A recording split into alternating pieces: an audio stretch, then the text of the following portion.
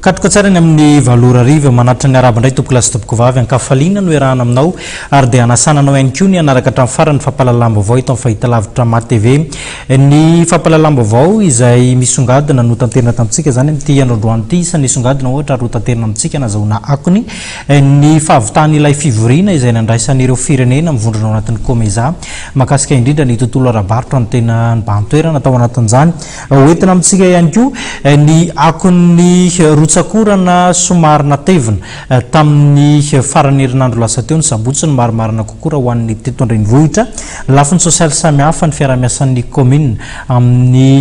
tanàna hafa izay mifanandrify indrindra ao anatin'ny fandraisan'ny commune ny fivoriana lehibe zany dia misy ihany koa ny akom-baovao makasika an'izay araka ny fanambara teo dia manasanao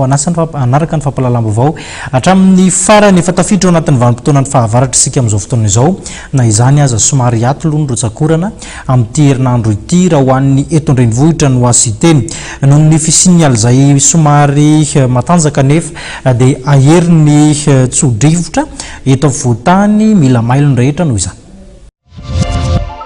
Tsy mbola isy aloha ny orana amin'ny herinandro ity raha ho an'ny eto voatany raha araka nambarany avy ao amin'ny sampandra misana ny famantarana ny toetry ny andro na izany na tsy izany aza nefa dia fantatra fa hiamafy kosa ny rivotra alizay eto andrenivohitra ka tokony handray fepetra mifandraika amin'izany ny mponina.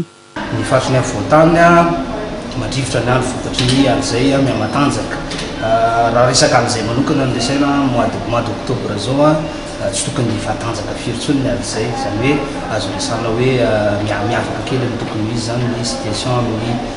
herinandro ity ho an'ny fatriny voatany sy ny tapany varatra ny satria andrivotra ny andro mety misy tafiotra zany ao anatin'izay indrindra moa ny amin'ny atoandro zao sy ny any amin'ny alina zany dia ny impact an'izay mety voaingelina zany activité en plein air voalohany indrindra dia ny amin'ny resaka vanga resaka teo moa zany ny resaka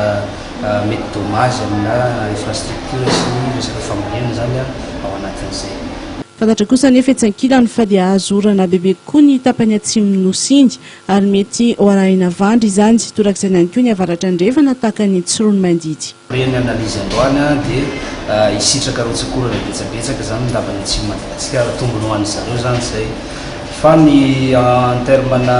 condition extrême zany ny faritra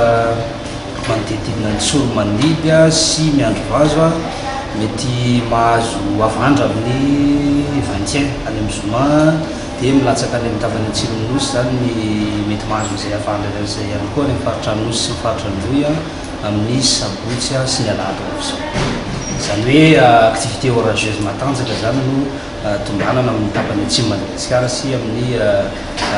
lemaky ny ilany andrefan'ny Madagasikara ao anatin'ny manomboka rampitso hatramin'ny farany herinandro. Tsapa amin'izao tranga izao moa ny fiovaovan'ny toetrandro raha araka ny voalaza matsy dia tsy mahazatra ny fisian'ny rivotra alizay sy amin'ny volana oktobra tahaka izao.